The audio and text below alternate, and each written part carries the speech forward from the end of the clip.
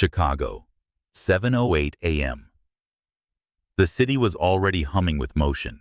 Taxis gliding along the magnificent mile, hurried footsteps on wet pavement, espresso machines hissing in rhythm with traffic lights. But 70 floors above that noise, it was utterly still. Lucas Whitmore stood in front of the floor-to-ceiling windows of his office, a crystal tumbler in hand, untouched scotch swirling amber in the morning light. Behind him, a conference table stretched the length of the room, empty, but for a single architectural blueprint rolled halfway open. His latest acquisition, or maybe his latest distraction. He wore power like a second skin, a tailored charcoal suit, cufflinks that once belonged to a Rockefeller, and a jawline as sharp as his numbers. 38. Billionaire. Founder of Whitmore Structural, the architectural empire that reshaped skylines from Dubai to Detroit. To the world, he was a genius wrapped in frost, precise, cold, invincible. But this morning, something felt heavier. Lucas's fingers grazed the edge of the blueprint, tracing the curve of a spiral staircase drawn in ink. He didn't remember designing it. That should have worried him. Instead, it made him pause. A man who could draw steel bones and concrete hearts in his sleep. Yet now he barely recognized the handwriting on his ambition. There was a time when each line he drafted held breath, pulse, meaning. Now, they just looked functional. The phone on his desk buzzed once. He didn't look. Marcus, his chief of staff, would remind him about the 8 a.m. call with investors in Seoul. Lucas ignored it. His reflection in the glass stared back at him, composed, polished, sterile. Behind the sharp suit was a man who hadn't felt anything real in years. Not since the scaffolding accident in Prague. Not since the lawsuit. Not since... A knock at the door interrupted the spiral of thought. "Come in," he said, his voice low, clipped. Marcus stepped inside, holding a tablet. "Board briefing in 10, sir." 10. "And your calendar?" "Clear it," Lucas said without turning around. "All of it?" "All of it." Marcus hesitated, only for a breath. He knew better than to argue. Lucas remained by the window long after Marcus had gone. Below him, people moved like currents, purposeful, driven, alive. He envied them, not for their freedom or simplicity, but for something far rarer in his world: clarity. He once thought that building higher would bring him closer to peace. But the higher he went, the colder it got. Up here, love was impractical, trust was naive. And happiness? A myth best left to marketing campaigns and wedding speeches. But somewhere, beneath the concrete casing of his chest, Lucas remembered how it used to feel. How silence once meant serenity, not emptiness. How love used to arrive, not like a storm, but like morning light creeping across bare skin. He missed that version of himself, the man before the empire. And though he didn't know it yet, this was the morning everything would begin to shift. A knock. A voice. A woman with fire in her spine and dirt on her boots. Someone who'd speak to him not in contracts or leverage, but in challenge and truth. But for now, he was still alone, still frozen, still the man who forgot how to feel. Sometimes the most potent stories begin in silence, in stillness, when nothing moves except the echo inside the heart. If you've ever stood on metaphorical 70 floors, wondering where your spark went, you're not alone.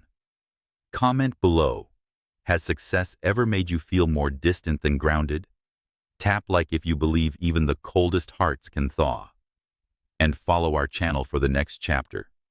Because a storm is coming, and her name is Amara. See you in part 2. When Amara Johnson entered the lobby of Whitmore Structural, heads turned, not because she demanded attention, but because she didn't need to. The morning rush was in full swing. Executives in muted suits and thin smiles hurried past the security desk, murmuring numbers into Bluetooth earpieces. Elevators glided open and shut with mechanical rhythm. Everything gleamed: chrome, glass, purpose. And then there were the boots. Worn, caramel-brown work boots with dried cement still clinging to the soles. They stepped onto the marble as if it were concrete, confident, unapologetic. Her blazer was charcoal but lived in, her curls pulled back into a loose knot. Around her wrist, a leather cuff bracelet bore the faded initials RJ, a quiet relic of someone who taught her how to draw strength from struggle. She didn't pause at the concierge desk. She didn't ask where she was going. She already knew. Upstairs, Lucas Whitmore stood at the long table in the East Wing boardroom, surrounded by men who never got their shoes dirty and women who never raised their voices. The room smelled of espresso and tension. Engineers, consultants, and executive advisors were mid-discussion on the Parkland Eco District, a $10 billion development meant to reshape South Chicago. But something about the numbers, especially the cost-to-foundation ratios, had begun to whisper of shortcuts. Lucas, sharp-eyed and silent, had asked for an independent audit, and Amara had said yes. Now, she was 5 minutes early. She hated being late, and she hated it even more when men in expensive suits thought her presence was optional. Marcus opened the door, voice low, but tinged with discomfort. "Mr. Whitmore, your consultant's here." Lucas barely looked up. "Send him in." "She." Lucas glanced up. Then he looked again. Amara stepped in with quiet authority. The chatter dulled to a hum, then faded altogether. She didn't smile. She didn't flinch. "Mr. Whitmore," she said, her voice smooth as mahogany. "Amara Johnson, civil and geotech engineer. I'm here about your foundation discrepancies." Lucas's gaze met hers. Cool, unreadable, until it wasn't. Something in her tone struck him, clear, firm, utterly unaffected by the room's curated tension. "You're early. You're paying me by the hour. I figured I'd make it worth your while." A few executives shifted in their seats. Someone stifled a cough.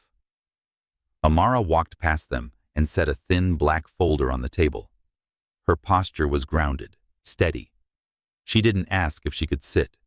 She didn't apologize for speaking first. "The Parkland project has stress fractures along your proposed load transfer zones," she said, flipping open the folder. "If you keep the current base slab design, you'll see sinking by year 6, sooner if there's heavy rainfall." Lucas stepped closer. "We had a team run those numbers. They missed it, or ignored it." She turned the page. "The bedrock in Zone D isn't uniform. Your entire structure will lean. Maybe not enough to collapse, but enough to cost you millions in lawsuits and PR." Lucas looked down at the blueprint, then at her. She met his gaze, steady, unmoving. The room seemed to shrink. It wasn't just what she said. It was how she said it. Like someone who'd spent more time on scaffolding than in boardrooms. Someone who'd been underestimated and overlooked enough to stop waiting for permission. Someone who'd fought to be here, not through nepotism or handshakes, but grit and sleepless nights. "Why haven't I heard your name before?" Lucas asked. "You weren't listening," she said, "but I've been speaking." The pause that followed wasn't silence. It had an impact. Lucas studied her for a moment longer. She was nothing like what he expected, which, strangely, made her everything he needed.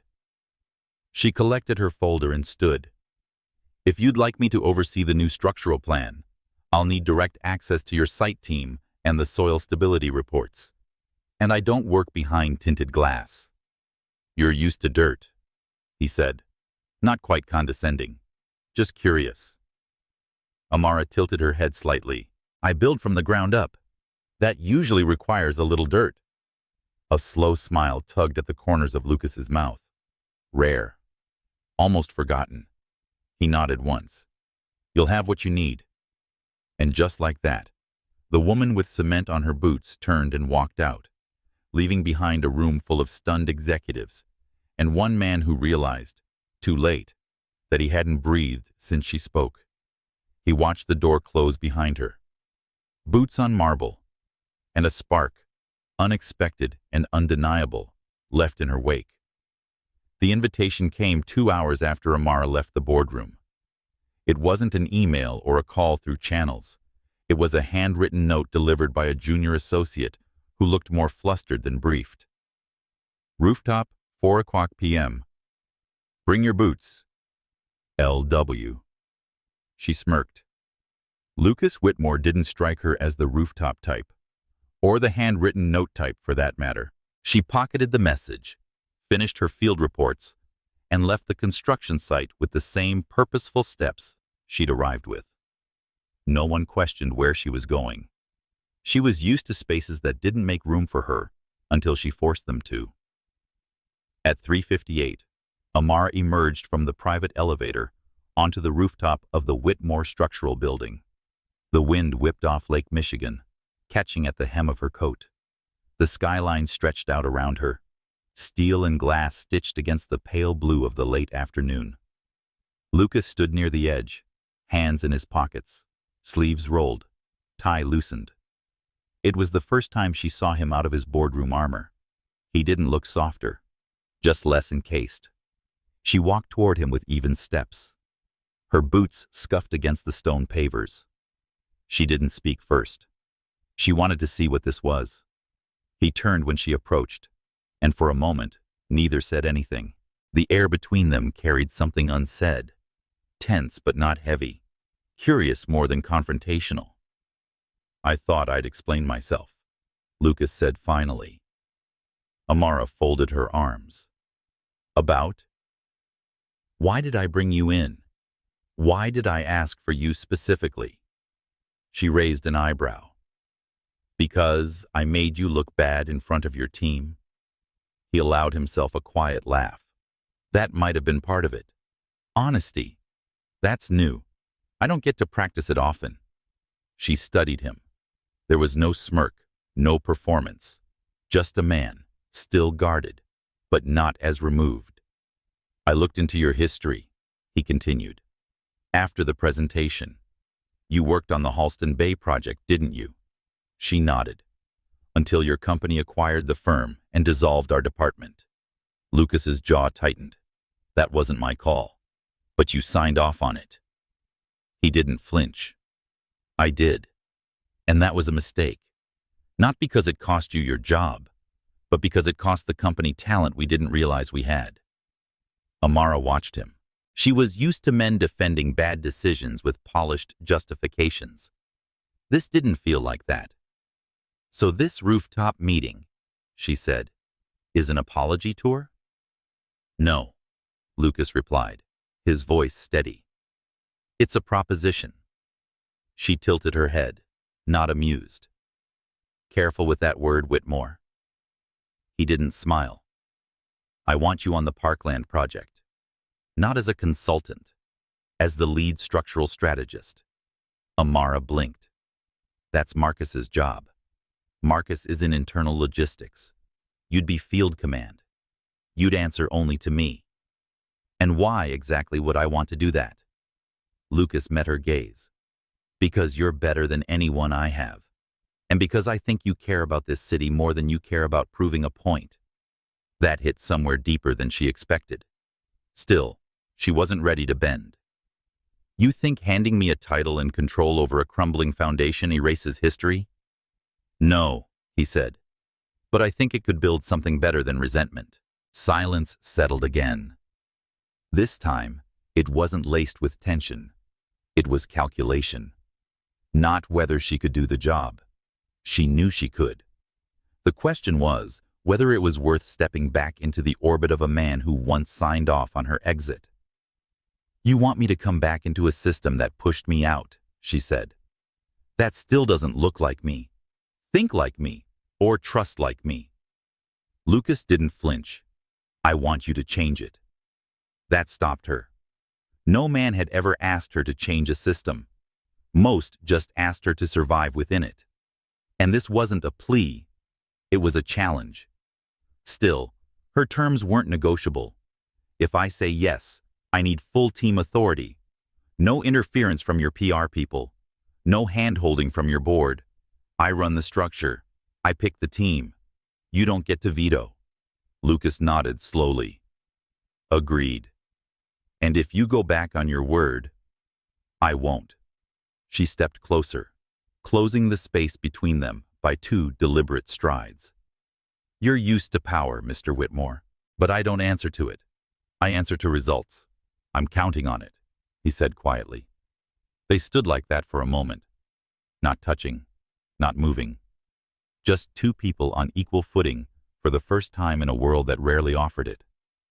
And then, with no ceremony, she extended her hand. Lucas took it. Her grip was firm. So was his. A storm was coming. And this time, they'd be standing together in the eye of it. The temporary workspace assigned to Amara was 2 doors down from Lucas's office, close enough to feel the presence of his world, but distant enough to pretend she didn't care. The room itself was a contradiction. Minimalist, quiet, efficient, like every other space in the building, but with large windows that let in too much light for comfort. She adjusted to it quickly. Light didn't intimidate her. Neither did proximity. It had been 5 days since she'd signed on as the structural lead for the Parkland project. 5 days of combing through architectural files, cross-checking material orders, holding site evaluations at dawn, and quietly fixing everything Lucas's former advisors had overlooked. She didn't ask for credit. She didn't need it. Her reward was precision. When steel lined up with intention, and math could hold the weight of someone's future. Lucas, on the other hand, was a different kind of equation. They didn't see each other often, just passing glimpses through glass or late-night elevator rides where silence stretched tight and purposeful. He was always polished, always calm, always unreadable. But sometimes, when she walked by his office, she caught his gaze lifting toward her, only briefly, as if he was checking to see if she was still there, as if part of him didn't believe she had agreed to stay. Their real interaction came on a Tuesday evening, long after most of the staff had gone home. Amara was hunched over a desk scattered with elevation models, sketches, and soil testing reports. Her blazer hung from the back of her chair, sleeves rolled, curls loosening. She looked less like a consultant and more like someone in her element. Gritty, focused, unapologetically exact. Lucas knocked on the glass wall. Not hard. Just enough. She didn't look up. If it's about the support beams, I've already restructured the load plan for Tower B. You'll get the new schematic in an hour. I wasn't going to ask about beams, he said, stepping inside. Although I assume you've improved those too. She lifted her head slowly. You assume correctly. Lucas moved closer, stopping just short of her desk. He looked down at the layered diagrams, brows furrowed. You work like an artist. She raised an eyebrow. That's supposed to be a compliment? It's an observation. Amara leaned back slightly, arms crossed. And you? What do you call the way you work? Lucas looked away for a moment, as if considering it. Surgical. Maybe defensive. The word hung between them, unexpected in its honesty. She tilted her head. You're used to building things that don't move. But cities breathe, Mr. Whitmore. They shift. They resist. You can't force them into obedience. His eyes returned to hers. You sound like you're talking about something more than cities. Maybe I am, she said softly. A pause. It was the moment that couldn't decide what it wanted to be. Professional, personal, or some blurred in between. The air wasn't thick with flirtation. It was heavier than that. Realer. Lucas gestured to the open sketch beside her. You moved the lateral bracing here. Why? She leaned forward and pointed. Because the earth underneath Tower B isn't uniform. There's a subtle slope in the bedrock. Your old team assumed symmetry. I don't make assumptions. He nodded slowly, then glanced around the room. Your space is functional, he said. No personal touches. I don't decorate places I haven't decided to stay in, she replied without missing a beat.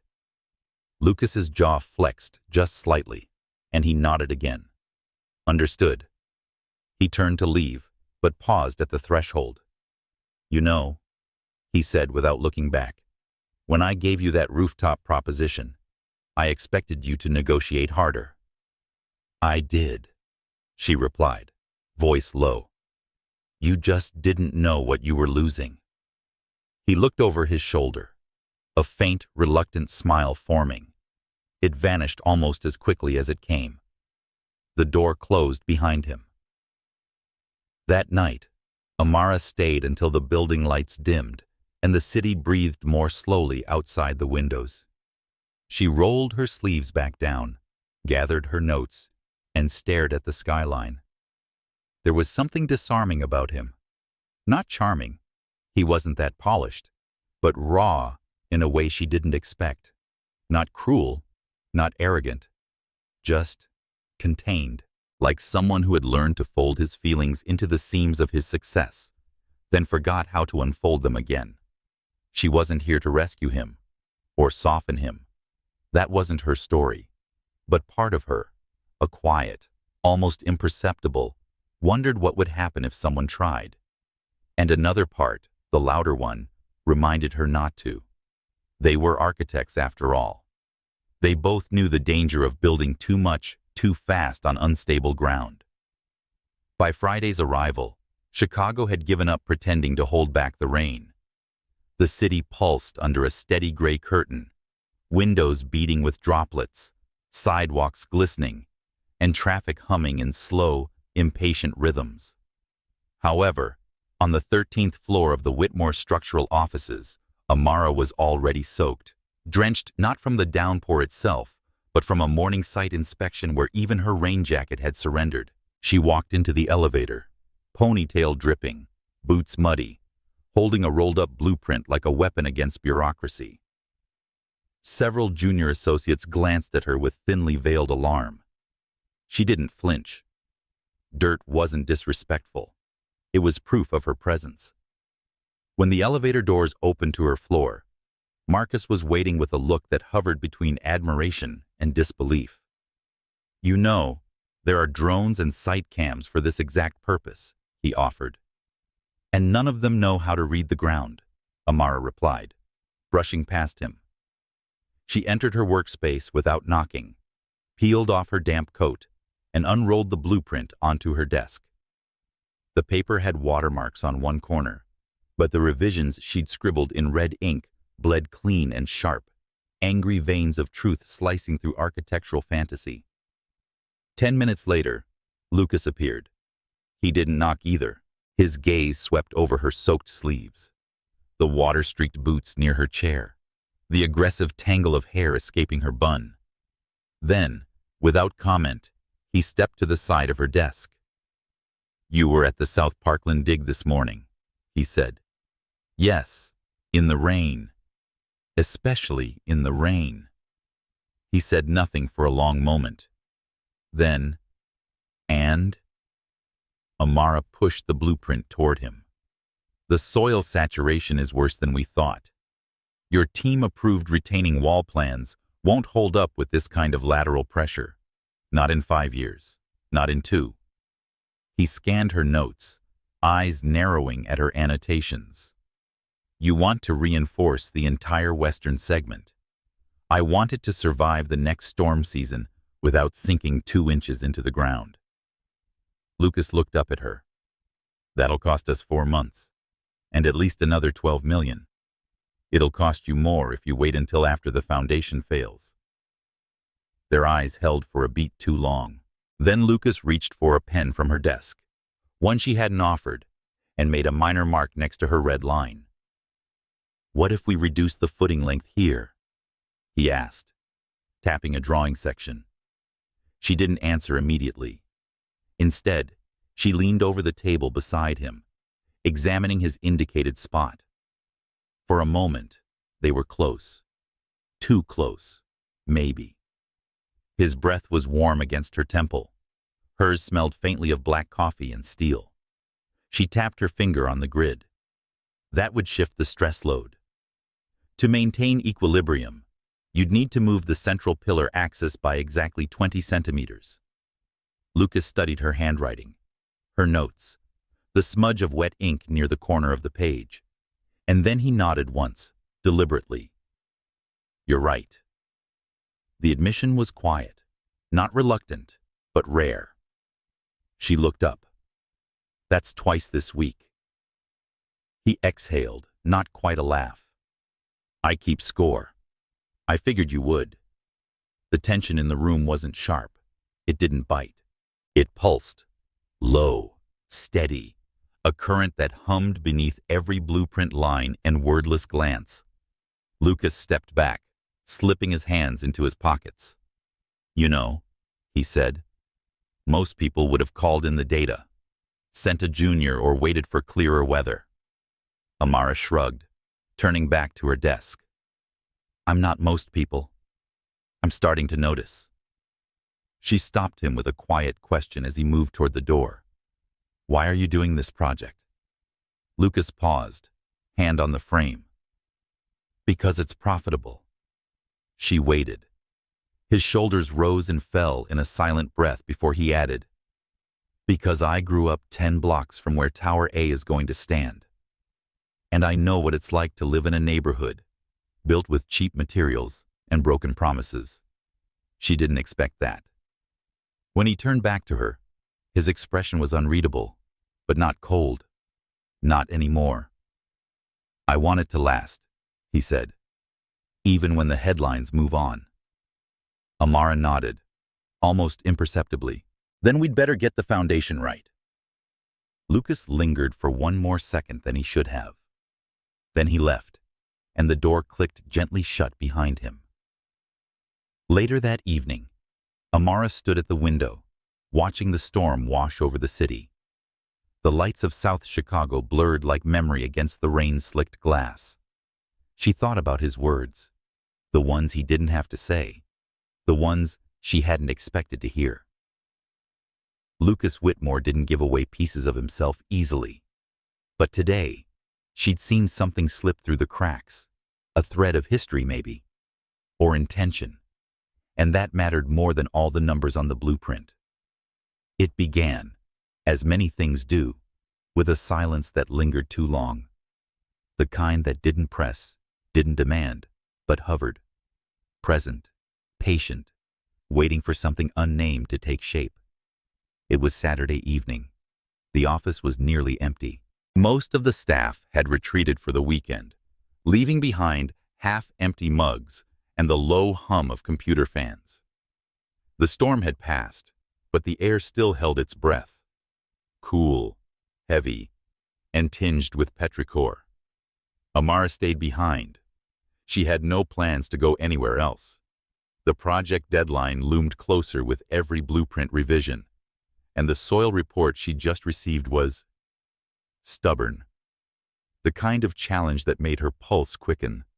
Still, her eyes burned from the screen glow, and her hands, steady as ever, ached just a little from the weight of precision. That's when the knock came. Soft, unassuming. 2 taps. Lucas stood in the doorway, not in a suit for once, but in a slate-gray sweater and black jeans. Casual, but not careless. He held 2 coffees, one black, one with oat milk and a hint of cinnamon. She didn't ask how he knew. He didn't enter right away. "I thought you might still be here," he said. Amara raised an eyebrow. "You're not usually in the guessing business." He stepped inside and set 1 cup gently on her desk. Some variables are more predictable than others. She accepted the coffee without thanks, but took a slow sip. It was perfect. Lucas walked to the window, gazing at the skyline as if trying to decode it. Then, after a moment, he turned back to her. "Do you ever stop?" he asked. Not accusingly, not with exhaustion, just curiosity. Amara closed the site plan in front of her. "Not really." "Why?" "Because if I stop, things fall apart." Lucas leaned against the window ledge, arms crossed. "That sounds exhausting." She smiled faintly. "It's honest." Silence again. But this time, softer. Then she asked, "Do you?" He blinked. "Do I what?" "Stop." Lucas tilted his head. "I delegate. I defer. I take long weekends when the board insists. But no, I don't stop either." There was a flicker of understanding in her eyes. "Then you get it." "I do," he said quietly. "Too well, maybe." For the next few minutes, they didn't speak. They just existed in the same space. He watching her fingertips tap absently on her cup, her gaze flicking toward the rain-speckled window occasionally. Time moved differently in rooms like this. Finally, Lucas asked, "Did you always know this was what you wanted?" Amara's voice was low, almost distant. "I used to draw buildings in my math notebooks. Middle school, maybe earlier. I liked symmetry, but loved finding where symmetry broke and had to be corrected." Lucas smiled gently. "Of course you did." She glanced at him. "What about you?" He hesitated. Then, "I wanted to disappear." Amara stilled. He hadn't meant to say it aloud, maybe, but there it was. "I grew up watching people pretend they were okay," he continued. "Parents, teachers, neighbors. Everyone smiled like it was armor. But the house is cracked. The jobs vanished. My father lost everything trying to keep up with people who never looked back once he fell behind." He didn't speak in metaphors. Lucas wasn't poetic. He was factual, even in pain. And somehow, that made it land harder. Amara didn't offer comfort. She didn't need to. She just looked at him with eyes that didn't ask him to be more than he was. "Now," he said, "I build things that don't collapse. It's the only way I know how to fight back." A pause. "You?" he asked. Amara inhaled slowly. "I build to be seen. When my work stands, it means I mattered. That I was here." There it was.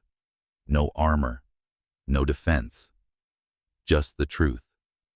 Lucas didn't reply right away, but then he stepped forward, just enough to close the distance without making a scene. "When you walk into a room, no one forgets it," he said. "You don't need concrete to leave a mark." Her throat tightened, but she didn't let it show, not completely. Instead, she stood slowly, eyes steady on his. "And yet," she said softly, "you still brought me coffee." He looked at her, no smile this time, just clarity. Because even engineers need fuel.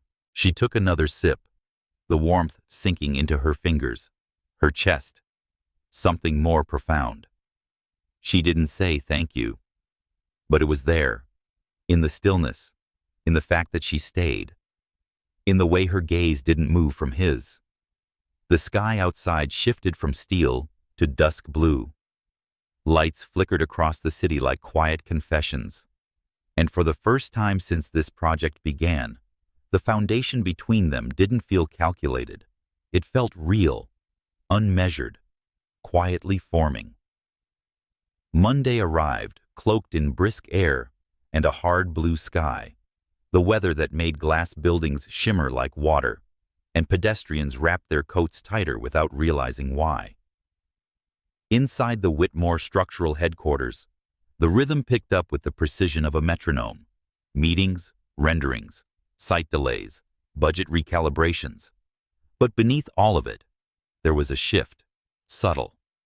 Not in the structure of the building, but in something far less measurable. It had been days since the coffee, and days since silence turned into something warmer, less restrained, more recognition. Lucas hadn't mentioned it, neither had Amara, but it lingered. In the space between sentences, in the seconds before they looked away. That morning, they stood side by side in a review room surrounded by renderings of the Parkland redevelopment, printouts tacked to easels, elevation models glowing on tablets. Around them, department heads murmured about permitting challenges and updated vendor quotes. Amara held a laser pointer and a rolled blueprint in one hand. Lucas stood just behind her, listening.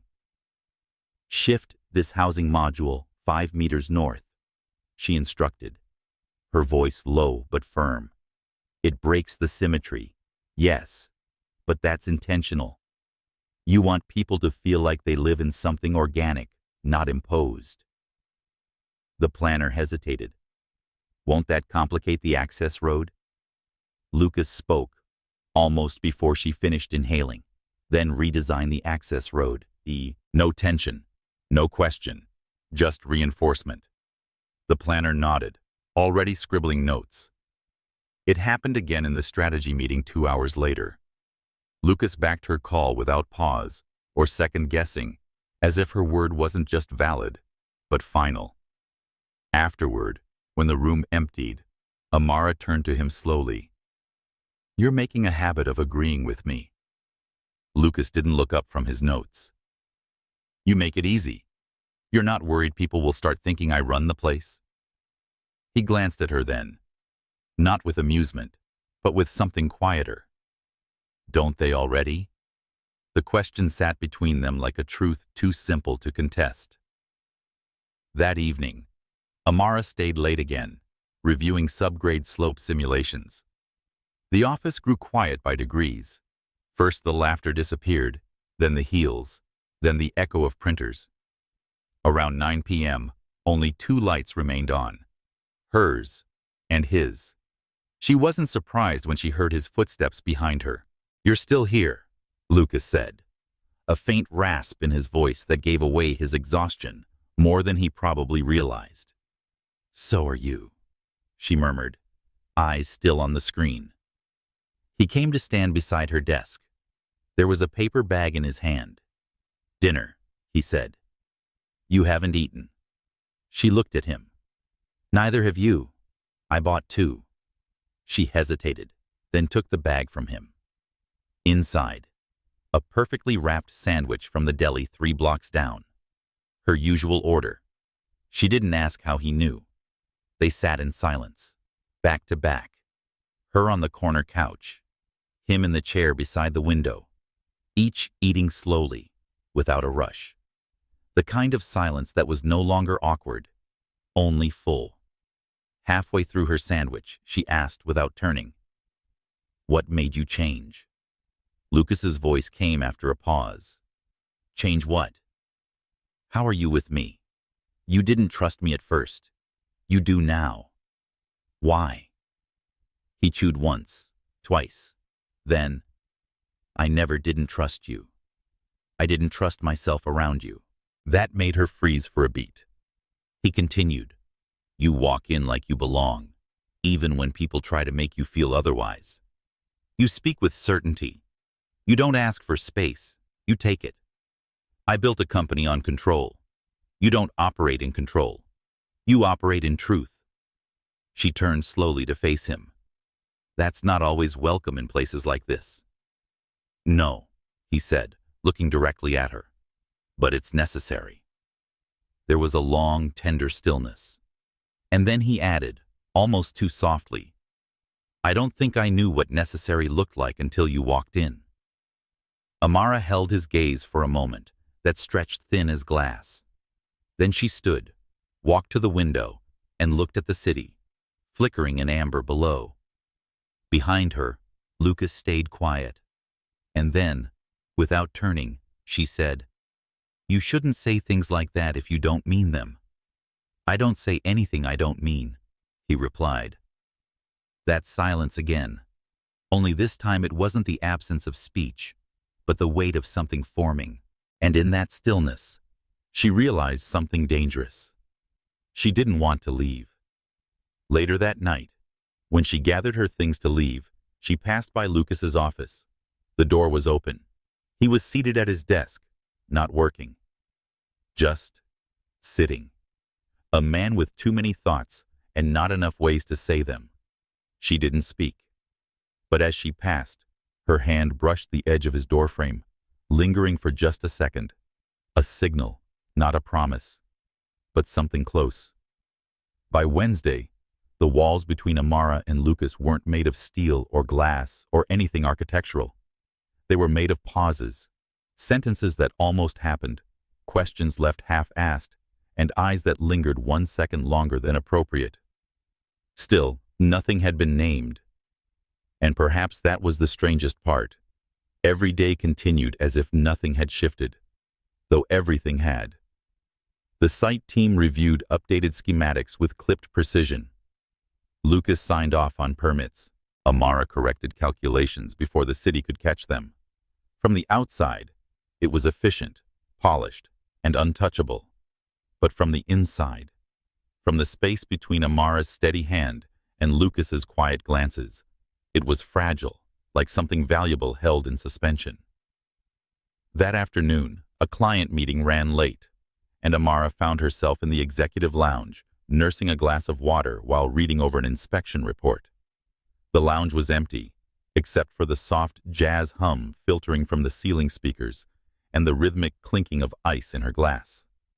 Then Lucas entered. He didn't speak at first. He walked past the espresso machine, poured himself something black and bracing, and settled into the leather seat across from her. His shirt sleeves were rolled to the forearms. His tie had been removed. And still, he wore composure, like it was sewn into him. "I reviewed the slope maps you sent," he said, breaking the silence with business. The new redirection of the runoff channels was sharp thinking. "Common sense," she replied, not looking up. "No one wants a luxury development with a flooded underground garage." Lucas leaned forward. "It was more than that. You thought ahead of the engineering specs, anticipated the overflow volume." Amara finally met his gaze. "Because I know how it feels to live somewhere designed to forget you when it rains." Lucas didn't smile. He didn't need to.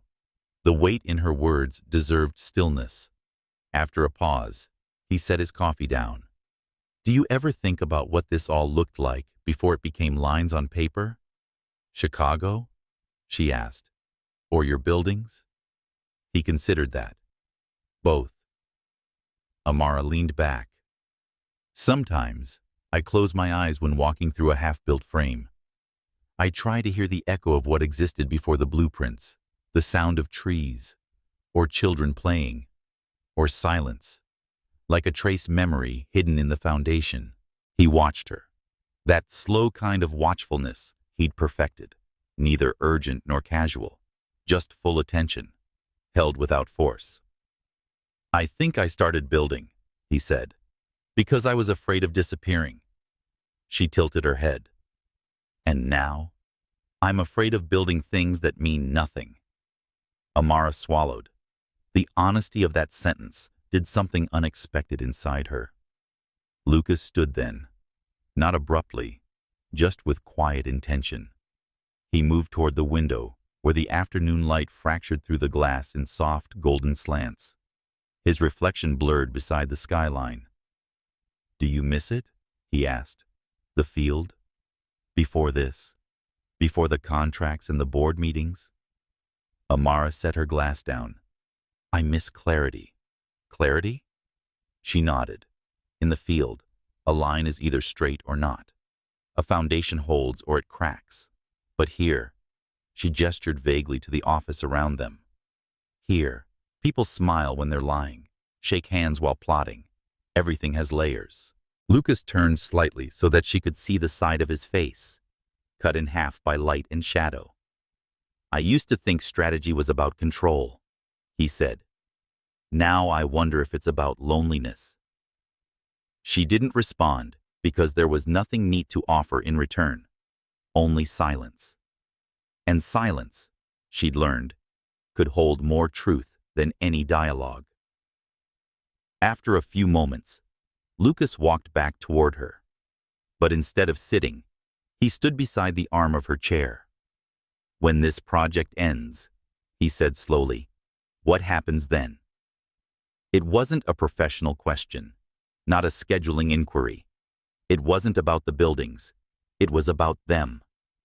The unspoken blueprint had been slowly unfurling between late nights, overlapping coffees, and almost words. Amara's heart tightened, but her voice stayed steady. "We finish," she said. "We deliver the structures. We celebrate the stability we created. That's not what I meant." "I know." A beat passed. Then she looked up at him, dark eyes unblinking. "What happens next?" she said carefully. "Depends on what either of us is willing to risk."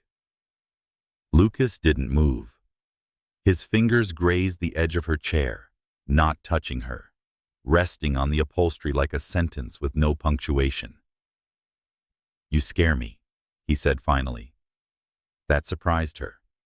"Because I don't need anything from you," she replied. "Exactly." The vulnerability in his voice was almost imperceptible. Almost. And yet, beneath his polished exterior and tailored control, she sensed a man who'd built skyscrapers with iron discipline, but never learned how to build trust with his bare hands. That night, when she returned to her apartment, Amara didn't sleep immediately. She sat near her window, legs curled beneath her, replaying the quiet gravity of his voice. The way he'd looked at her, not with desire or admiration, but with something closer to surrender. The look you give someone when you realize they see you fully and might still stay. But the real question remained. Could two people built on concrete foundations survive the earthquake of wanting something they couldn't control? The gala was never her scene. But that Thursday night, Amara was stepping out of a car in heels she hadn't worn in over a year, and a dress that still had the boutique tag tucked discreetly under the hem. The Whitmore Foundation's annual Urban Renaissance benefit was etched into every social calendar that mattered. It was opulent, strategic, and, like most events curated by wealth, a silent negotiation in silk and champagne. Amara wasn't here to be seen. She was here because Lucas had asked, not instructed, not implied. Just asked. "I'd like you there," he'd said, his voice unusually careful on the phone. "It's not about appearances. I want you in the room." The ballroom shimmered with light and precision. Gold detailing crawled up the pillars like ivy, and violins hummed over a sea of polished voices. The crowd was a study in architecture, every person sculpted in lines of intent, every conversation constructed for future leverage. Amara moved through the space like she didn't need it. That alone made her stand out. And when Lucas saw her across the floor, in navy silk and an expression carved from quiet defiance, his breath hitched, just once. He approached without theatrics, weaving through conversations with the ease of a man used to being observed. "You came," he said, stopping just beside her. "I told you I would." Lucas offered her a glass of something sparkling and dry. She accepted it with a slight nod. "You hate these things," she murmured. "I do." "Then why host them?" "Because people write bigger checks when they feel glamorous." She almost smiled. Almost. They stood close, just outside the orbit of the central crowd. For a long moment, they didn't speak. They didn't need to. Something unspoken held them in place. Heavier than flirtation, quieter than confession. "Did you always look like this?" he asked suddenly, softly, almost like the words betrayed him. Amara turned her head. "Like what?" "Like you walked out of a dream I haven't earned."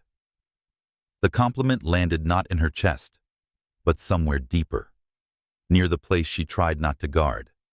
She didn't respond, not with words, but her gaze lingered on his collarbone longer than it should have, and her fingers tightened slightly around the stem of her glass. Later, they were seated next to one another during the dinner portion. A senator on Lucas's right spoke at length about tax reform. A hedge fund executive to Amara's left tried to explain urban zoning, as if she hadn't been redlining blueprints before he knew what an easement was. Lucas leaned in occasionally, offering a dry aside beneath his breath. Each time, Amara stifled a smile behind her napkin. It was a strange intimacy, laced with formality, shaped by setting, but undeniably real, like an inside joke shared in a cathedral. Every glance was a risk.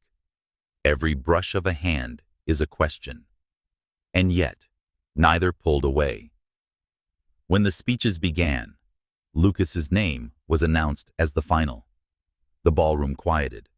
He stood, adjusted his jacket, and crossed the stage with practiced composure. But as he took the mic, Amara noticed something shift. He looked over the crowd once, then found her, exactly where he knew she'd be, and didn't look away.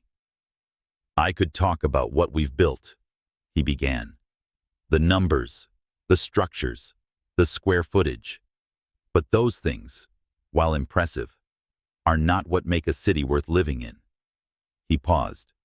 The silence leaned in. "I believe cities breathe through the people who insist on being seen, who fights to be heard, who walks into rooms not designed for them, and redesigns them from the inside out." Amara's fingers froze over her water glass.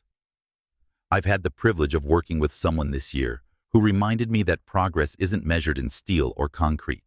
It's measured in courage, in clarity, in the kind of presence that changes the air in a room." He never said her name. He didn't have to. The audience clapped. Some stood. Lucas nodded once and stepped off the stage without ceremony, as if he hadn't just exposed a piece of his soul in a tuxedo. After dessert, Amara slipped away to the terrace. She needed air, needed quiet, the required distance from the eyes that didn't know what they were applauding. Lucas found her there, arms folded against the chill, staring down at the glimmer of the city she had helped reimagine. "You shouldn't say things like that in front of a room full of donors," she said, voice low. "Why not?" "Because people might think I matter to you." Lucas didn't hesitate. "You do." She turned to face him, but he was already closer than she expected. His presence not forceful, just undeniable. "This isn't a moment," he said. "It's not passing. I know what it looks like when something real begins." Amara's breath caught, and she hated that it did. Because this wasn't a dream. This was dangerous. This felt something for a man who owned entire blocks of the city and looked at her like she was the only thing not for sale. "I don't fall easily," she whispered. "I don't fall at all," he replied. "But here we are." A pause stretched between them, brittle and alive. Then he lifted a hand, not to touch her, but to rest lightly on the railing beside hers, close enough to feel the heat of her skin. They stood like that for a while, saying nothing and saying everything. Some things, after all, don't collapse under pressure. They bloom. The day after the gala felt like returning from a city where the rules of gravity had shifted. Like waking from a dream, you could still feel pressing against your chest. Amara arrived at the office earlier than usual. Her movements were deliberate. Her heels echoed on the polished floor like punctuation. Her expression was a mask carved from precision. No one could read it. And yet, everything inside her was unsettled. She replayed his speech in her mind. The words had not been for the room. They had been for her, woven carefully between restraint and reverence. It had shaken something loose in her, something she'd buried under years of self-discipline, of self-preservation. Because to be a black woman in this industry meant never allowing yourself the softness of vulnerability, not when every decision you made was already under scrutiny. But Lucas's gaze the night before hadn't asked her to soften. It had asked her to stay. She wasn't sure which was more dangerous. In his office, Lucas stared at the glass wall that overlooked the skyline. The city below moved in waves, commuters threading through intersections, cranes shifting steel in slow, sweeping arcs. Everything was in motion. But inside him, there was a stillness, a moment suspended between want and consequence. He hadn't spoken to Amara since they parted on the terrace. No messages, no calls. Not because he was avoiding her, but because anything he said now would tip the balance. And Lucas Whitmore didn't move without calculation. Except, with her, nothing followed his usual algorithm. She disrupted the symmetry. She walked into the center of his blueprints and rewrote the design. She made him human. By mid-afternoon, they were scheduled for a site visit at South Haven, the new waterfront development they were co-leading. They met in the lobby, both crisp, unreadable, professional. He greeted her with a brief nod. Ready? She didn't smile. Always. The ride to the site was mostly silent. The driver kept the radio low. Neither of them filled the space with pleasantries. Yet, tension thrummed like a live wire between them. Not hostile, not sweet, just present. When they arrived, hard hats were distributed. The air smelled of salt, concrete, and the metallic bite of machinery. Amara moved through the site with steady confidence, stepping over cables, ducking beneath scaffolding, and pointing out anchoring misalignments to the foreman without hesitation. Lucas watched her, not as a man enchanted, but as one in awe of a force of nature. At one point, while reviewing the foundation reinforcements, she knelt beside a newly laid beam, ran her gloved hand along the surface, and frowned. "This isn't the compound I specified," she said sharply. "The mix is too lean. It won't hold under winter expansion." The contractor began to explain, to excuse. Lucas stepped forward. She said, "Replace it." He cut in, voice low and steel-edged. "You'll use what she designed, or you'll use a different contract." The air between them pulsed. The foreman nodded quickly and walked off. Amara rose slowly. She didn't look at Lucas. "Don't fight my battles," she murmured. "I didn't," he replied. "I enforced your authority."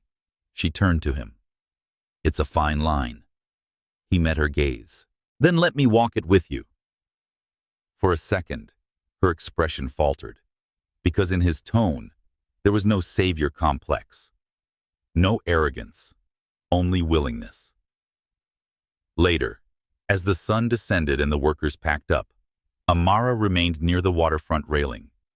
The sky bled orange into steel blue. The water below lapped in slow, tired breaths. Lucas found her there. Not too close, but not far either. "You were brilliant today," he said quietly. She didn't respond. After a long pause, she asked, "Do you remember what you said to me? That first day?" He tilted his head. "Which part?" "When you said I was arrogant. That I walked in as if I owned the place." Lucas exhaled slowly, something like regret threading through it.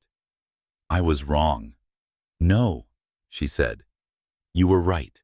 I've had to be." He looked at her, eyes unreadable. "It was never the arrogance I feared. It was the clarity." She turned to face him fully now. "I don't know how to do this halfway," she said. "If I want something, I want it completely. If I care hard.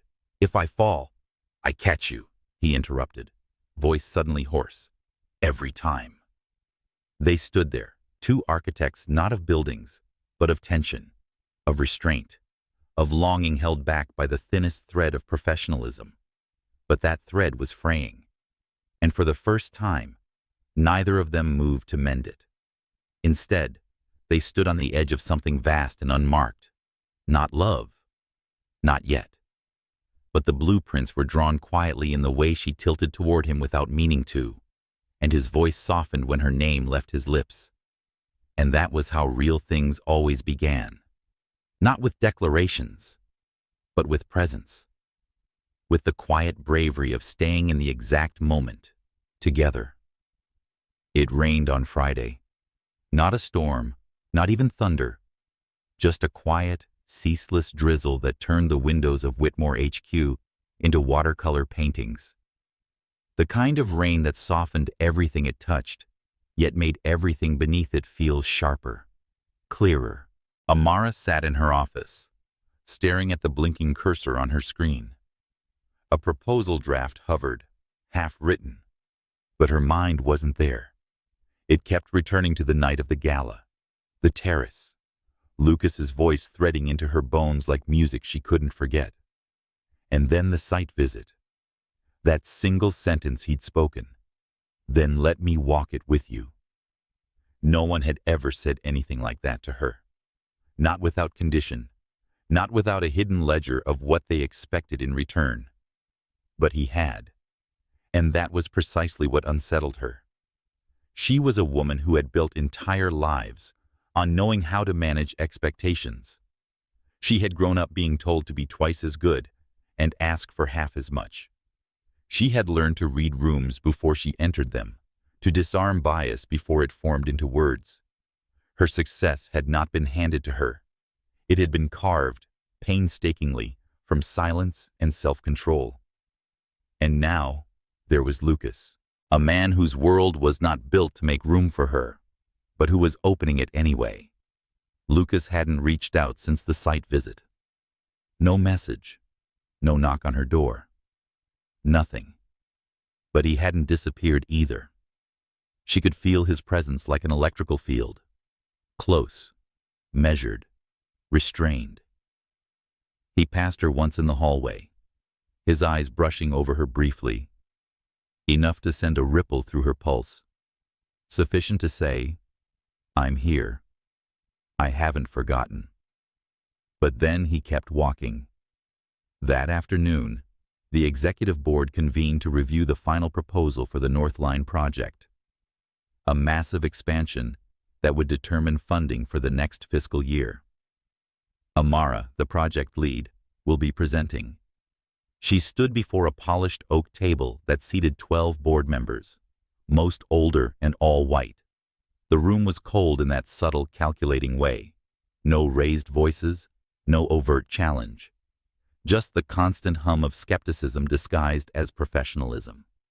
Her slides were flawless. Her data is airtight. Her delivery, as always, was poised. But midway through her presentation, a board member leaned forward. "Ms. Brooks," he said, adjusting his glasses.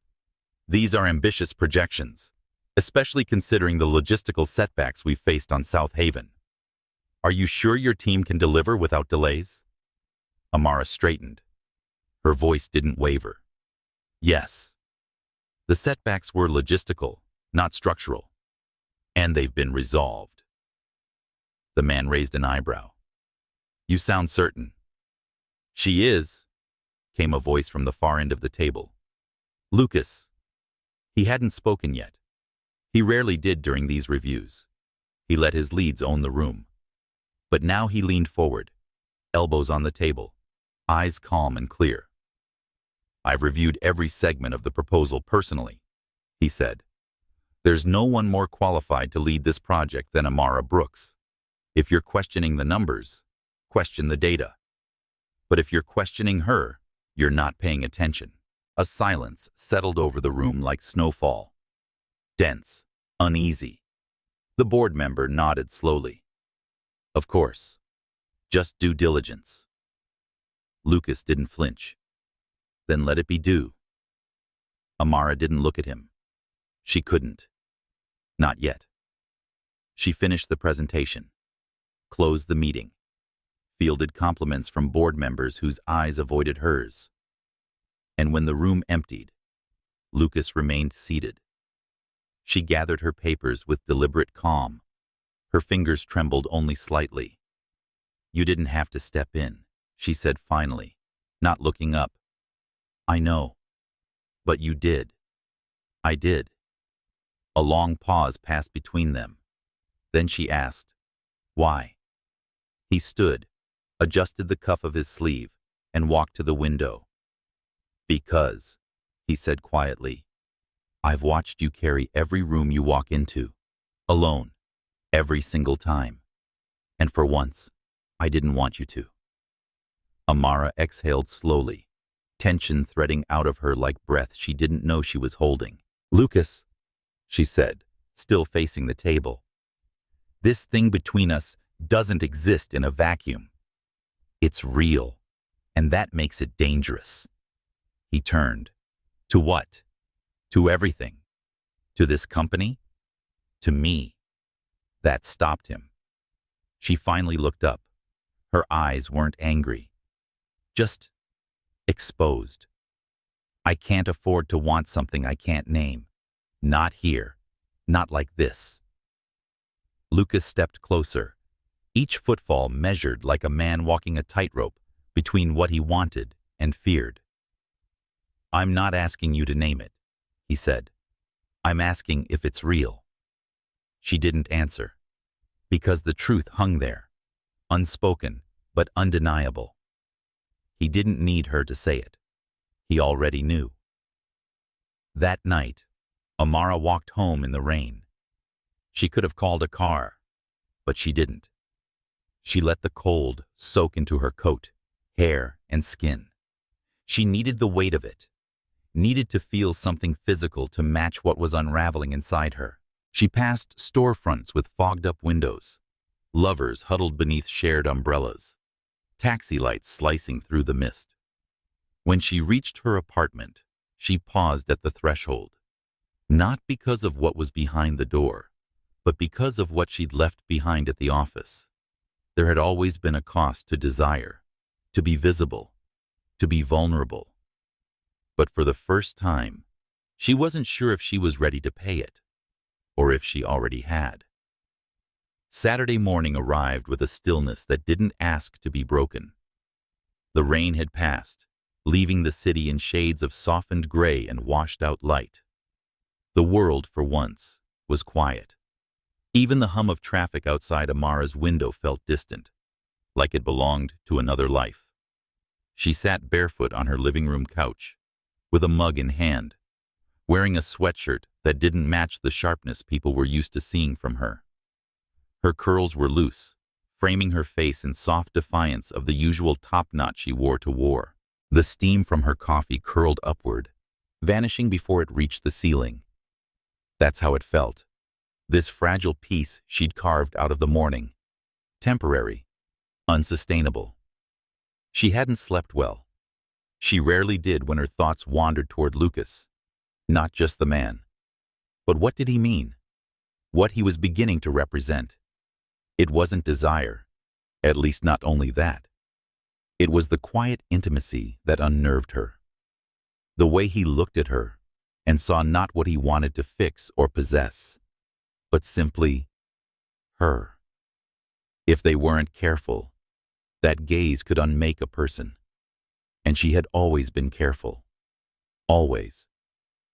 Her phone buzzed, a soft vibration against the silence. A message. Lucas Whitmore.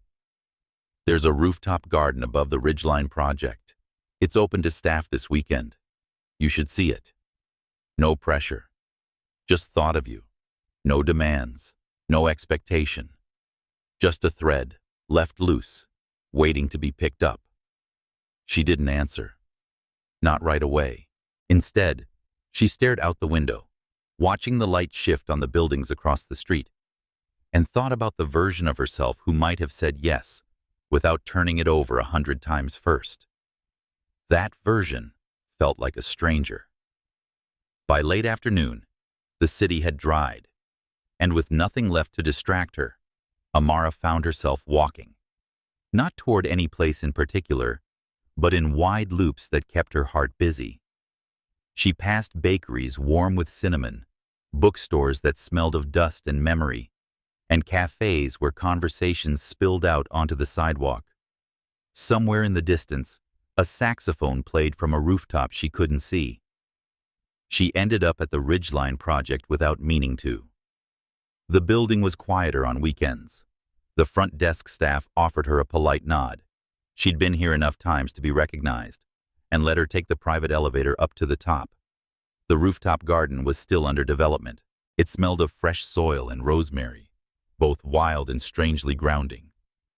Planters lined the edges in measured rows, and a few benches were scattered between native grasses and early blooming hydrangeas. She didn't expect to find him there, but she did. Lucas was seated on a low wooden bench, sleeves rolled, jacket folded beside him, hands loosely clasped between his knees. He wasn't reading, wasn't on his phone. He was just existing, looking out over the city as though he'd built it, lost it, and was now learning how to love it again. He looked up when she stepped out. Didn't smile, didn't startle, just waited. "Didn't think you'd come," he said softly. "I didn't think I would either." Silence stretched between them, not tense, not expectant, just honest. Amara moved slowly through the garden, fingers brushing over the tops of lavender sprigs and soft moss patches, until she reached the edge of the space. The city spread below like a sleeping beast, buildings stacked like bones, lights blinking into the early dusk. "You built this?" she asked. "Not alone," Lucas said, standing now. "But I fought for it. When the board thought it was a waste. When consultants said no one would use it. I kept saying people need places to breathe." He looked at her then. "You need a place to breathe." She didn't respond, not with words. Instead, she turned to face him, her expression caught between armor and softness. "I'm not used to this," she admitted. "To someone showing up without asking for a version of me they already imagined." Lucas stepped closer, his voice a low, steady thing. "I don't want a version of you. I want the woman who called me out in front of my boardroom, the one who wore boots to a marble floor made the room shift around her." A pause. "I want the woman who said no when it would have been easier to say yes." Her breath hitched, just slightly. "You say that now," she said. "But what about later? When does this get harder than speeches and glances?" Lucas didn't flinch. "Then we work through it. I don't need easy. I need real." For a moment, neither of them moved. The air held a kind of reverence, as though the garden itself was listening. Then, gently, carefully, Amara stepped forward. "I'm not someone who falls quickly," she said. "You've said that before, because I need you to understand. If I let this happen, it's because I've chosen it. Fully. No halfway. No. Maybe." Lucas nodded once. "Then let me earn it. All of it." They stood close now, closer than they ever had. Not touching, not yet. But everything between them pulsed with the possibility of it. And just when the space between their hands narrowed to inches, a breeze swept through the rooftop, carrying the scent of earth, steel, and something tender. Neither of them said another word. Because sometimes, what mattered most wasn't spoken. It was shared. It was breathed. And it was beginning. Sunday mornings had always belonged to Amara. No alarms, no business suits, no deadlines waiting behind blinking screens. Just silence and slow rituals. Jasmine tea brewed precisely, books left open at page corners, Miles Davis humming softly through speakers, while the world outside moved on at a pace she refused to join. But this morning, there was something new in the air. Not heavy, not urgent, just present. A quiet current beneath her thoughts. humming like the echo of fingertips that had almost touched. Lucas.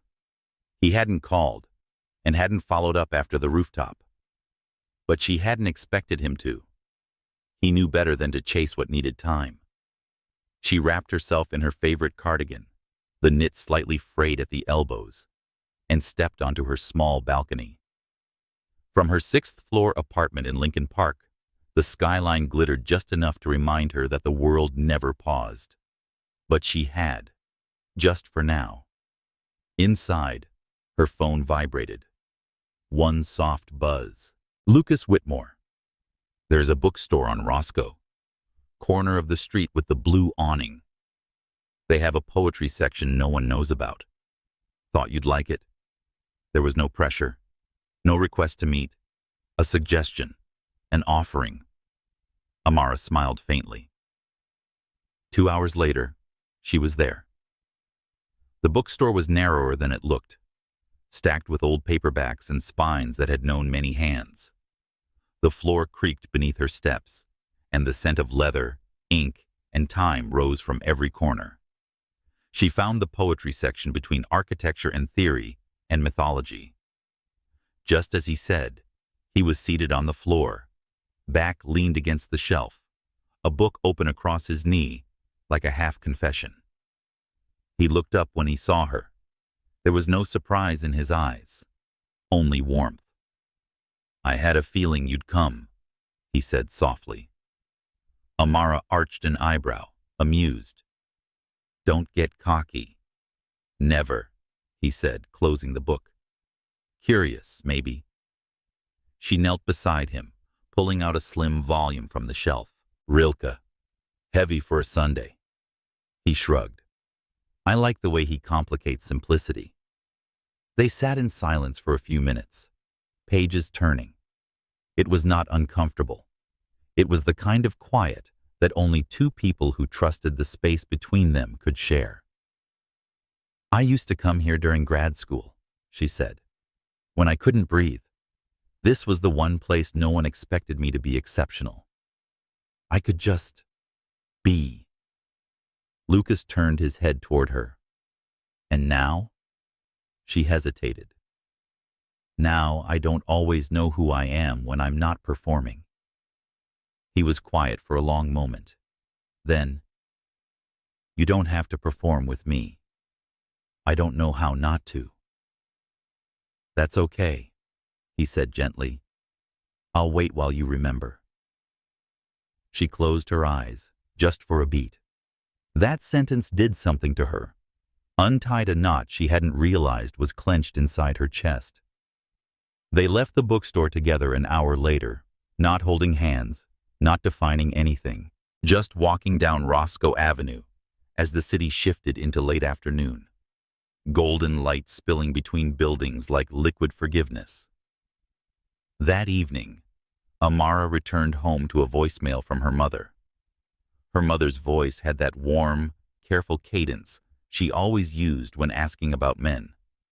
"So I hear you've been mentioned," her mother said, light but sharp. "A friend of mine read something in Cranes. About you and your boss. A rooftop. You know Chicago's small." Amara sat on the edge of her bed, holding the phone like something delicate. Her mother continued, "I'm not saying anything, baby. To remind you, some rooms weren't built with you in mind, and if you walk into one, you better know the floor plan than anyone else." There was love in that message, fierce, protective love. But there was also a warning. Amara didn't call back, not right away. Instead, she pulled out her sketch pad, the one she hadn't touched in months, years maybe. She began to draw. Not blueprints, not elevations, just lines, curves, movement. A cityscape reshaped by feeling, not formula. A garden above a skyline. A woman standing alone. A man watching her, not to change her, but to understand. At the same time, Lucas stood in his penthouse, looking out over the city. He had no music playing, no scotch, just silence. On the table beside him was a book she had touched, a page she had dog-eared. And in that pause between night and whatever would come next, Lucas realized something with the clarity of a blueprint snapping into place. He wasn't building a future anymore. He waited for her to decide if she wanted to walk into it with him. And that, for a man who had once thought love was a liability, was the boldest thing he had ever dared to hope. Monday dawned with a muted glow, the kind of light that softened the sharp edges of reality without promising anything more. Amara stood by the kitchen window, a cup of chamomile warming her hands, watching the city awaken in measured steps. The rhythm of construction crews, honking cabs, and distant sirens blended into a familiar soundtrack that comforted and reminded her of the stakes. She dressed with deliberate care, nothing flashy, just sharp lines and neutral tones. But beneath the fabric was a restlessness she couldn't quite quell, a pulse beneath the surface, an echo of a conversation half remembered, a look exchanged between two people who had not yet found words for what they felt. Her phone vibrated, barely a whisper in the morning quiet. Lucas. Meeting at noon. Conference room B. Henderson project update. I'll be there. No smiley faces. No question marks. Just the certainty of business. Of responsibility. Amara exhaled slowly and slipped the device into her bag. The glass walls of conference room B reflected the noon sun in fractured patterns as she entered. Lucas was already there, standing by the projection screen, a tablet in hand and an unreadable expression. He glanced up, eyes softening briefly before slipping back into the measured control the world knew him for. The boardroom filled quickly, and the usual cadre of analysts, executives, and stakeholders assembled with the professional detachment Amara had long since mastered. She sat beside Lucas, feeling the quiet heat of his presence. As the presentation began, the air between them was taut with unspoken tension. Every glance they exchanged was a negotiation, a silent dance between the professional and the personal, the walls they each maintained. Amara's voice was steady, delivering precise updates on the Henderson project and detailing progress and setbacks with clinical clarity. Yet beneath the facts and figures, she could feel Lucas's eyes tracking her, measuring, anchoring, offering support that didn't intrude, but held firm. A board member challenged the projected timelines when the floor opened for questions.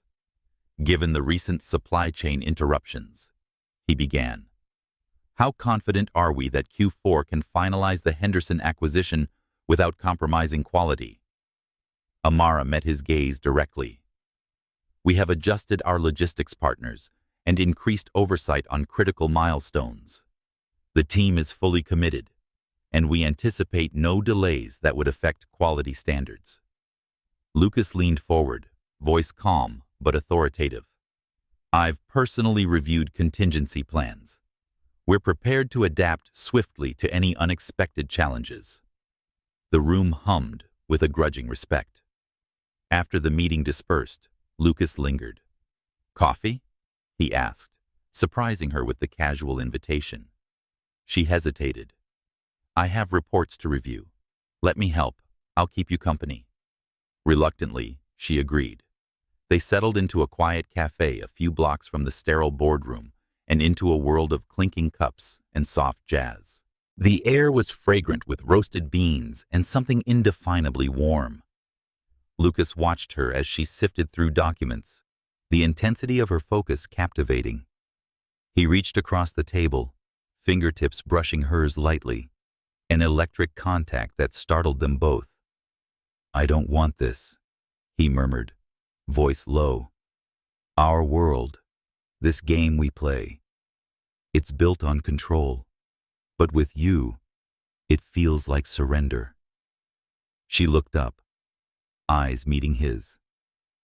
Surrender is terrifying when you've spent so long building walls. He nodded, understanding threading through his gaze. Let's dismantle them. one careful brick at a time. Her breath caught. She wanted to say yes. She wanted to trust him. But fear clung to the edges of her heart. "How do you know you won't break me?" she whispered. "Because I don't want to break you," he said softly. "I want to stand beside you, build something that lasts." The afternoon waned as they spoke of plans, not just for the project, but for moments stolen from the relentless march of their lives.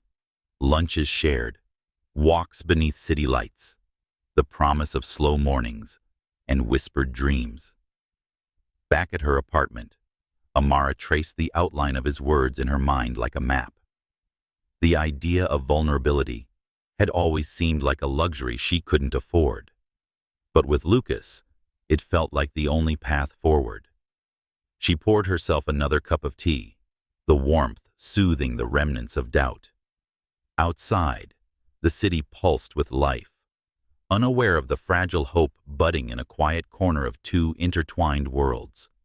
And inside, beneath the surface, a promise was forming, not spoken aloud, but felt deeply. The night had wrapped itself around the city like a velvet cloak, softening the hard edges of glass towers and neon signs. Inside a modest loft, bathed in the warm glow of amber lamps, Amara stood by the window, watching as the world below continued its relentless spin, indifferent to the quiet storm gathering within her. Lucas had called earlier, his voice hesitant but hopeful, asking if she would meet him, not in a boardroom, not beneath the scrutiny of others, but here, where the city felt smaller and time seemed to bend. She hadn't hesitated. The door clicked open, and he stepped inside, shedding his coat like a man releasing the weight of his armor. His eyes found hers immediately, a question hanging unspoken between them. "Amara," he breathed, low and steady. "I've been thinking about everything, about us." She turned to face him fully, heart thudding in a frightening and exhilarated rhythm. "It's been a journey," she said softly, "one I didn't expect, but somehow, I can't imagine it any other way." Lucas stepped closer, bridging the distance with careful steps. His hand reached for hers, fingers weaving through hers with a tenderness that belied the strength in his grip. "I'm not the man I was when we met," he confessed. "I've built walls to protect myself from the world, from pain. But you showed me that love isn't a fortress to hide behind. It's a door to open." Her breath caught, emotions swirling like a tempest beneath her calm exterior. "Do you think we're ready?" she asked, searching his eyes for the certainty she needed. He smiled, the kind of smile that reached deep and warmed the coldest parts of the soul. "I think the question isn't if we're ready. It's whether we want to take that step together. To be vulnerable, imperfect, and brave." She nodded, feeling the weight of every unspoken fear and every quiet hope. "In all my years, I've never wanted anything as much as I want this, with you." The space between them disappeared as he pulled her into an embrace that held promise and surrender. His lips brushed against her temple, a whispered vow in the stillness. "Forever," he murmured. Not just a word, but a choice. Amara lifted her face, eyes glistening with unshed tears and fierce determination. "Then let's choose it, together." In that moment, the world beyond the windows ceased to matter. There was only the steady beat of two hearts aligning, the soft exhale of fears released, and the quiet courage it took to say yes to love, hope, and forever. As the night deepened, they stood entwined, the promise of what was and what could be shimmering in the space between their whispered words. This was the beginning of always. The morning light spilled gently through the sheer curtains, casting soft gold upon the quiet room, where two souls had found refuge. Amara lay nestled against Lucas, her head resting lightly on his chest, listening to the steady rhythm of his heartbeat. This constant, unwavering melody spoke of safety, trust, and the promise of forever. For years, both had lived in worlds defined by walls built from pain, ambition, and fear. But in the tender hush of dawn, those walls crumbled, replaced by a fragile yet unbreakable bond, forged in honesty and courage. Lucas brushed a stray curl from Amara's face, his touch reverently, as if tracing a miracle's contours. "This," he whispered, "is everything I ever hoped for. Not the empire, the power, or the control, but this quiet moment with you."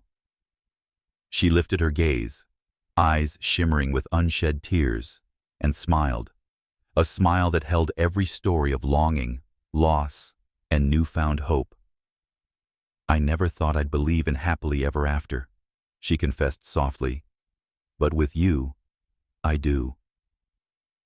They spoke little in those early hours, understanding that words could never capture the depth of what had blossomed between them.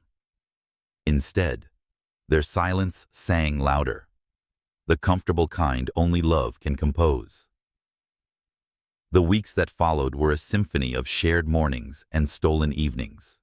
Lucas learned the language of Amara's laughter and her dreams' subtle cadence.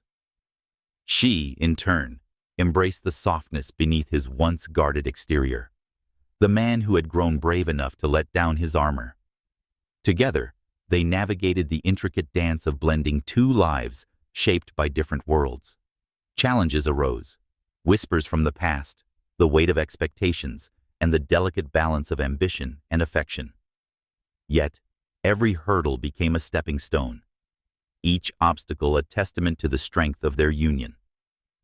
Amara stood beside Lucas at board meetings, a quiet force that softened even the harshest judgments.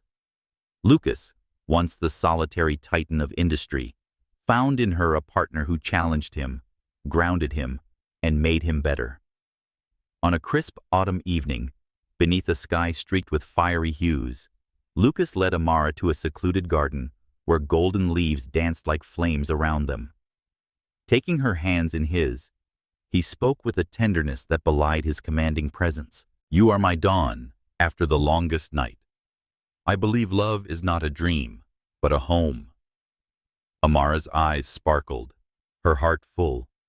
"And you are the courage I never knew I had, the strength that holds me when I falter." They sealed their promises not with grand declarations, but with a kiss, soft, deep, and infinitely profound. As seasons turned, their love grew, rooted in trust, watered by patience, and nurtured by unwavering commitment. They built a life where vulnerability was met with kindness, and imperfections were celebrated as the mosaic of their shared humanity. Amara's laughter filled the halls that once echoed with silence. Lucas's gaze softened, no longer icy but radiant with warmth. Together, they found a rhythm between quiet mornings and passionate nights, between dreams pursued and hearts entwined. And in that rhythm, they discovered the true meaning of forever.